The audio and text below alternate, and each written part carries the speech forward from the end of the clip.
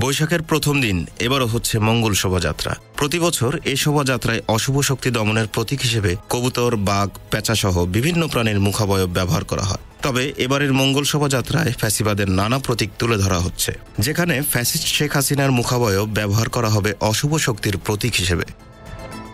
আয়োজক সূত্রে জানা যায়, শোভাযাত্রায় সামনে মূল বিষয় হচ্ছে ফ্যাসিবাদী প্রতিকৃতি।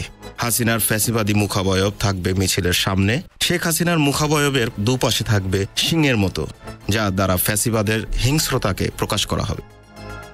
শোভাযাত্রায় থাকবে জাতীয় পশু বাঘ, থাকবে লোকজ মোটিভের কবুতর পালকি। এছাড়া জুলাই আন্দোলনের প্রতীক মুগ্ধর প্রতীকে পানির বোতল থাকবে শোভাযাত্রায়। রড দিয়ে 15 ফুটের এই পানির বোতল তৈরি হচ্ছে। বোতলটির ভেতরে আবার অনেক বোতল রাখা থাকবে। আন্দোলনের সময় যে প্রাণগুলো হারিয়ে গেছে, খালি বোতলগুলো তাদেরই প্রতীক। Z news, Dhaka.